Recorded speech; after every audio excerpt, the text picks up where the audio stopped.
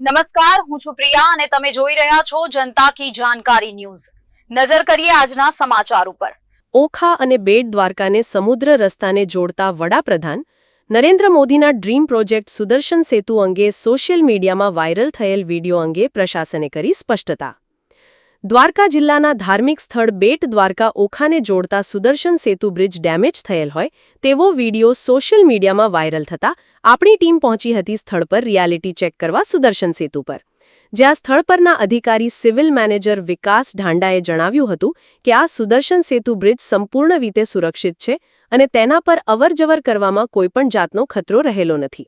વધુમાં તેમણે જણાવ્યું હતું કે બ્રિજ એટલો આધુનિક છે, ભારતમાં પ્રથમ બ્રિજ છે કે જ્યાં સિગ્નલ અને સેન્સર દ્વારા મોનિટરિંગ કરવામાં આવે છે। BHMS નામની સિસ્ટમ દ્વારા આ બ્રિજ પર ધ્યાન રાખવામાં આવે છે।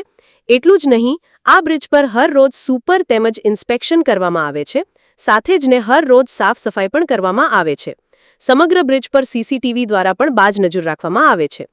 હાલ સોશિયલ મીડિયામાં વિડીયો વાયરલ થયો હતો જેમાં બ્રિજ પર સાઈડના ભાગમાં ડેમેજ થયેલું જોવા મળ્યું હતું, જે બાબતે હકીકતમાં બ્રિજમાં કોઈ ડેમેજ થયેલ નથી, જેથી તમામ લોકોને મીડિયાના માધ્યમથી સુદર્શન સેતુ બ્રિજના સિવિલ મેનેજર દ્વારા અપીલ કરવામાં આવી હતી કે આવી કોઈ અફવાઓમાં દોરાવું નહીં અને આ બ્રિજ એકદમ સુરક્ષિત હોય, આરામથી તમામ લોકો સફર કરી શકો છો અને બેટ દ્વારકા દર્શન કરવા પધારો તેવું જણાવ્યું હતું। સ્થળ પરના અધિકારી સાથે વાત કર્યા બાદ આપણી ટીમ સુદર્શન સેતુની રિયાલિટી ચેક કરતા જોયું હતું કે આ બ્રિજ સંપૂર્ણ રીતે સુરક્ષિત છે અને ત્યાં જરૂરિયાત મુજબ ઇન્સ્પેક્શન પણ કરવામાં આવી રહ્યું છે। आपको ये बताना चाह रहा हूँ कि सुदर्शन सेतु पर हर रोज जब ऊपर और अंदर की तरफ साफ सफाई होती है तब इस तरह की धूल हवा की वजह से उड़ती है।